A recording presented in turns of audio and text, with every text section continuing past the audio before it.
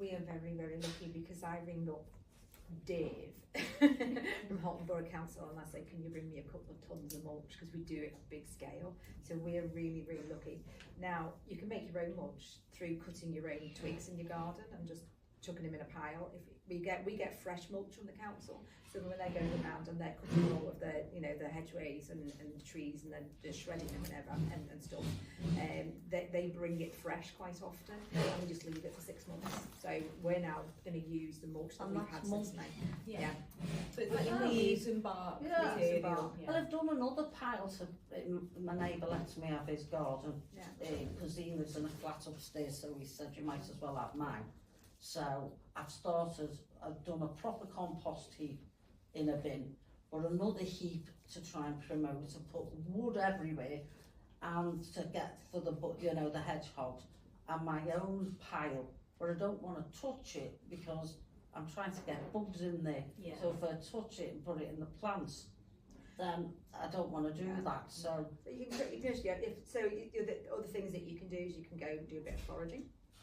You know, when you're out and about, take a bag with you and just get some light leaves and sticks. And come next door, we've got loads. Right? And leaves, you could just help me bring a bag. Help yourself. Mulch is one of the best investments that you can get. One of the things this time of year, people are absolutely obsessed with getting every leaf off of the garden. I move it off the lawn, I let it all drop, and then I move it off the lawn, and then I just stuff it behind trees, behind shrubs, and I'll let it rot itself. We've just been dead excited yesterday. Our leaf mould, I couldn't believe it. At the beginning of this year, our leaf mould looked very much like leaves, and it's in a bin about that big by that big, like a cobwire wire and wooden pallet thing. And I've been walking past it, and I'm thinking, looks like it's finally dropped, and it's just literally in the last 6 months gone straight down, and we've got this. It looks like black absolutely beautiful, black gold. It's absolutely gorgeous. Wow. So around your garden, if you think about it, if you start doing that and you find a couple of corners in your garden where you can shove your leaves and just keep adding to it. It takes a while, but you can start drawing from that in about a year's time, 18 months time.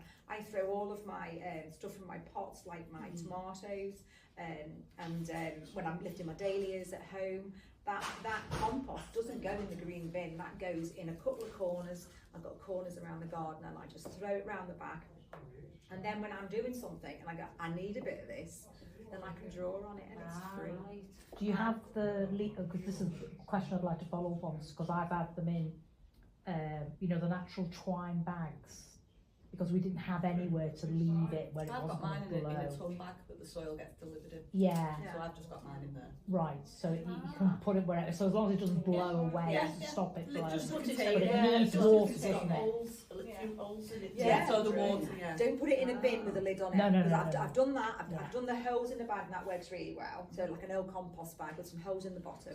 Give it a good water before you seal the bag.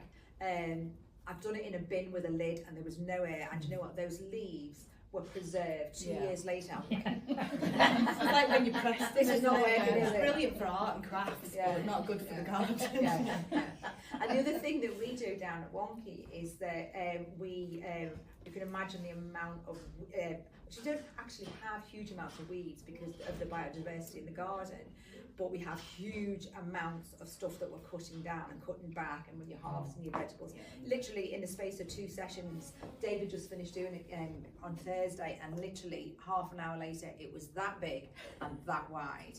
And so what we do is we cut it to about that big, and then he gets the lawnmower on it. And so he'll throw some leaves in it. So from our leaf pile, he'll get some leaves, he'll throw the leaves in it, he'll get some twigs from our twig pile, he'll throw them in, gets the lawnmower, shreds the lot, then that goes in the compost bin. And then we have 5 compost bins. The first one is leaf mulch. We've actually got 8 now, haven't we? The first one is leaves, the second one is the freshest, and then the very end is good to go. So when the end one is ready, we bag it up. The second end goes into the end, and you just basically do that. And so over a course of about 6 months, by the time it gets to the end, it's ready to use. We've started a community composting project now as well, so we've got some sealed compost bins, and people are taking home little boxes to put their own sort of fruit and veg bits in, and then they're bringing them in, and they're doing that. It's not quite hot composting, but it's getting fairly close to it because it's sealed units. So that whole, again, that's another type of mulch. So if you can find a corner of your garden where you could have, either a bought compost bin, or I think better, make one with a bit of wood and chicken wire, a couple of those that you can turn them over on a regular basis, you'll have beautiful mulch very quickly.